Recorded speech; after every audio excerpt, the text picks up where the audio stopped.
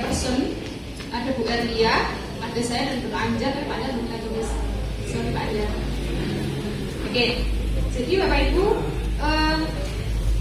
mungkin tadi sudah disampaikan oleh Pak Slamet di depan bahwa kajian tentang K3 itu adalah kajian yang mostly neglected, nggak pernah diberikan, nggak pernah diberikan. Itu sebenarnya sangat beralasan Bapak Ibu. Mengapa? Dalam komunitas kita pendidikan itu apa tuh bahayanya? Apa tuh bahayanya dengan mengajar? Apa tuh bahayanya dengan kerja dia gitu ya? Paling banter yang kita kerjakan di lab itu nggak ada, tidak berhubungan dengan benda-benda yang membuat kita menjadi terluka, gitu ya. Pikiran kita untuk orang awam gitu, Pak. Tapi ternyata apapun aktivitas yang kita lakukan itu pasti mengandung risiko bahaya. Apapun itu, walaupun yang cuma duduk ya, cuma duduk itu ada bahayanya, Pak. Dan itu sudah menjadi ranahnya K3. Oke. Pelaksanaan laboratorium. Ada desain juga, tapi desain itu kalau tadi Bukama lebih ke arah mejanya harus bagaimana gitu ya. Dan nanti kalau yang di aspeknya K3, desain laboratorium ini nanti mengadopsi hal-hal terkait dengan hazard komunikasi. Jadi apa saja yang harus dituliskan atau apa saja yang harus dipasang gitu ya, yang tujuannya adalah menginformasikan sumber bahaya pada pengguna lab ini. Aspek ada 8 insya Allah ya 8. Yang pertama adalah adanya organisasi keselamatan. Yang pernah ada juga itu yang meletakkannya di bawah Bapak Ibu. Itu juga boleh ya, karena unsur safety-nya ada, hanya soketnya itu harus dilengkapi dengan tutup supaya kalau tendang-tendang gitu jempolnya nggak masuk ke situ ya, kalau tidak di bawah ya. Itu unsur yang keselamatan yang bekerja dengan kelistrikan, kemudian yang mekanik terkait dengan mesin-mesin yang digunakan di lab. Kalau di lab sekolah saya kira nggak terlalu banyak. Bapak Ibu sangat penting dan menjadi salah satu tolak ukur penilaian bahwa lab itu adalah lab yang tersertifikasi atau terakreditasi atau tidak. Ya, bahwa ada mekanisme penanganan dan pembuangan limbah. Tapi kalau di lab sekolah mungkin nggak terlalu, nggak terlalu. Paling banter bahan kimia yang digunakan apa Bapak Ibu? Regennya, iodin ya. Jadi nggak terlalu, kan nggak pakai logam berat. Punya pemikiran yang menjurusnya bahwa yang menjadi highlight di K3, yang menjadi urusannya K3, core bisnisnya K3 itu ya keselamatan dan kesehatan kerja. Kerja yang dimaksud di sini siapa? Ya berarti orang yang bekerja di laboratorium. Bisa itu kaletnya kalau memang bekerjanya di situ, bisa laborannya, teknisi, atau justru malah murid-muridnya yang ada di situ. So, secara definitif Bapak Ibu, K3 itu adalah pemikiran, upaya, dan penerapan yang penting diterapkan ya. Pemikiran, upaya, dan penerapan keselamatan dan kesehatan yang berhubungan dengan pekerjaan. Yang berhubungan dengan pekerjaan untuk menjamin keberlangsungan dan kesejahteraan pekerja. Misalkan makan atau minum dalam lab, kan tidak boleh ya? Tidak boleh. Ternyata labnya baru saja dipakai untuk kerja dengan bakteri berbahaya. Akhirnya bagaimana? Sekelas diare semua. Misalkan seperti itu ya. Kecelakaan, kerusakan, dan penyakit. Fisika. Bentuk palu. Bentuk palu. Itu fisik badan deh, Pak Anggi. Dia ngomong. Leres. Yang lainnya? Contohnya di sini ada nggak kira-kira hazard secara fisik, Bapak Ibu? Letak, terus ini di belakangnya kan ada ini, sound system ini. Misalkan kalau kaki-kakinya dia tidak level, ada satu saja yang kemudian keretakan atau bagaimana, ambruk ke depan, layarnya ambruk ke depan, akhirnya malah chaos tadi ya. Atau yang paling gampang kalau fisik itu adalah ini, Bapak Ibu, penerangan. Ya, Biasanya kalau di kita itu penerangan dari masih sederhana ya, itu masih lampu itu biasanya satu di tengah menonton gitu. Itu ternyata malah bahaya. Karena apa? Level penerangannya tidak sama untuk semua sudut. Ya. Seperti ini tuh sudah mengadopsi sedikit keilmuan tentang dasar fisik sebenarnya.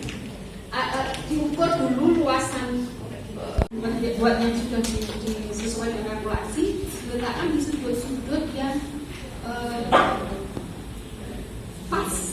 Jadi nggak harus kena, Ini sudah oke kalau saya kira. Hanya mungkin perlu agak sedikit ganti kolam supaya agak terang.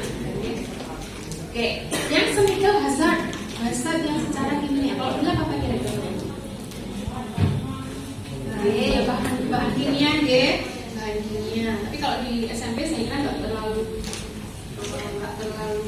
bawa barang berat itu kan nggak boleh narik ya, harus dorong ya.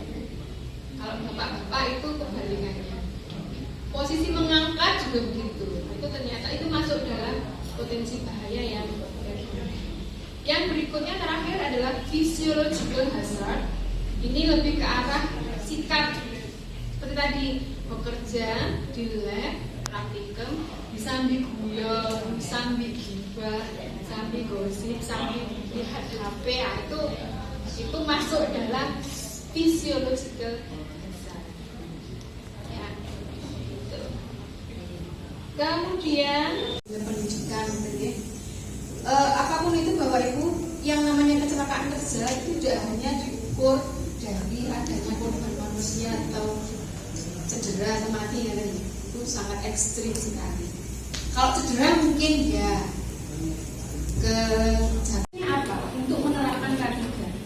Yang pertama Bapak Ibu harus diidentifikasi dulu bahayanya apa.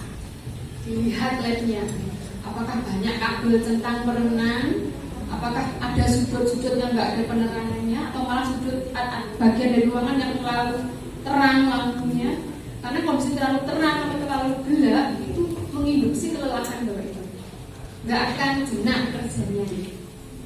Terlalu terang begitu, terlalu gelap begitu, terlalu bising begitu, terlalu sepi apalagi ya. Yeah. Sebelum memulai suatu pekerjaan harus dilakukan identifikasi bahaya untuk mengetahui potensi bahaya dalam setiap pekerjaan apapun itu. Nah, kalau sudah diidentifikasi bahayanya apa, itu baru harus didokumentasikan Bapak Ibu. Bisa bentuk foto, ya, bisa bentuk list saja, ya, dokumentasikan. Nah, dokumentasi itu nanti akan digunakan sebagai pedoman untuk melakukan perbaikan di setiap kegiatan. Ya, seperti yang tadi Bu Kamal bilang ya, ada say what you do what you say. Yang ketiga apa Bu Kamal? Bisa juga. Medisi aneh, plan, do, check, and action itu harus selalu itu dokumentasi. Apa saja bahayanya? Kita tahu bahayanya apa? Bapak Ibu harus melakukan yang namanya penilaian risiko atau risk assessment. Ya, penilaian risiko. Yang ketiga ada pengendalian Bapak Ibu. Nek wis dilihat, diidentifikasi, di assessment, terus diapain? Dikendalikan bahannya itu tadi. Bagaimana caranya? Eliminasi, substitusi, modifikasi, dan kebijakan. Ini sudah tadi ya, saya kerja harus ventilasi, pakai APD. Bapak Ibu sekarang pakai APD, saya juga pakai, tapi ini kan yang nggak bagus. Sumber kontaminan yang merusak kesehatan Bapak Ibu yang makan di situ, atau malah merusak nanti pekerjaan setelahnya. Yang saja yang boleh masuk di situ. Limited access, housekeeping and cleaning. Maka tadi disebutkan sebelumnya bahwa setiap kali selesai kerja harus segera dibersihkan. Kalau ada tumpahan segera dibersihkan. Karena memang harus ada pemeliharaan kebersihan di situ. Pemeliharaan dan perbaikan, itu yang disampaikan Bu Kamalia tadi. Ini investasi ya Bapak Ibu ya. Pemeliharaan dan perbaikan, pemeliharaan terutama investasi. Alat itu biasanya sering saya temui di sekolah-sekolah. Punya Bu alatnya, tapi di lemari masih diplastiki, nggak boleh dipakai. sampai kedaluarsa ya, sampai expired itu belum pernah dipakai untuk praktek sama sekali, kan memang. Padahal Bapak Kepala Sekolah cerita dengan sangat bangga ini dapat bantuan dari JMK bla bla bla kayak gitu. Kan nggak pernah dipakai, itu semua apa? Pajangan saja. Kalau Anda tahu, tunjukkan. Harus diperbaikan. Ini investasi karena apa? Mengeluarkan duit sekolahnya. Ya, amal perbaikan itu juga mengeluarkan duit, apalagi pemeliharaan, apalagi perbaikannya. Tapi saya kira perbaikan nggak masalah, asalkan kalau ada kerusakan itu ya karena dipakai ya. Jangan sampai kerusakan karena dipajang. Efek arus listrik ya, saya kira itu tidak terlalu banyak hazard yang ada di lab pembelajaran. Ada, pasti ada hazard, tapi tidak terlalu banyak dan mungkin kerugiannya juga masih bisa kita tolerir. Kalau tidak ada instruksi kerjanya, jangan dipaksakan untuk dipakai alat itu, karena kita belum tahu. Biasanya kita untuk yang sudah familiar dengan sosial media, cari dalam itu bagaimana prosedur berjalan. Tapi kadang-kadang apa yang ada diinstruksikan di sosial media itu tidak sesuai speknya dengan alat yang tersedia di depan kita. Yang ada bagaimana? Mungkin sekali bisa dipakai, 2 kali bisa dipakai, berikutnya karena kita salah dalam mengoperasikan alat itu, ya ini akan terjadi sudah habis, selesai, rusak alatnya. Jangan melakukan proses lab apapun yang belum diketahui risiko dan belum diketahui SOP-nya yang mana. Makanya biasanya di tempat kami kalau ada datang alat baru itu pasti mendelegasikan satu untuk jadi caranya dia mengoperasikan. Sudah bikinkan SOP-nya, ditempel di samping alat itu. Kalau misalkan ada praktikan yang mau pakai atau penelitian yang mau pakai, nggak dilepas buka itu, tapi kemudian di kemudian pakai APD atau perlindungan disarankan jelas, basuh segera permukaan kulit yang terkena bahannya, nggak boleh buru-buru kalau masuk lab, dan berhati-hati ketika menangani kontainer bahan kimia. Ventilasi dan AC opsional, yang penting ada ventilasi, ada alumni asam, ya ada alumni asam, APD jelas walaupun hanya serecep di situ, yang bahan yang mau dia pakai itu sudah dalam jangkauan tangan semua. Bisa kalau dia duduk itu kalau mau meranggeh sana sini langsung bisa. Yang sebelah kanan ini adalah kalau Anda Bapak Ibu lihat ada tanda ininya, ya, tanda bahasanya itu sesuai dengan sifat bahaya bahan yang disimpan di kontainer itu. Durability-nya akan jadi lebih lama. Itu yang commissioning perawatan. Jadi kalau alat gelas, ya kalau bisa pilih yang apa yang mereknya paling mahal itu. Pirek yang pirek ya mahal, memang bisa 2 kali lipat, 3 kali lipat dari merek yang lain, tetapi dia tidak gampang panas, tidak gampang pecah, ya. Akhirnya durability-nya lebih. Kemudian perawatan dan perbaikan secara periodik, kebersihan dan nggak boleh nyampah sembarangan di situ. Ada prosedur emergency. Kemudian ada penyediaan sumber informasi. Kalau tadi Bu Kamal menyebutkan bahwa dalam ruangan lab itu tambahannya yang disediakan itu harus ada ruang perpustakaannya, ya, ruang bacanya, itu juga ada di sini.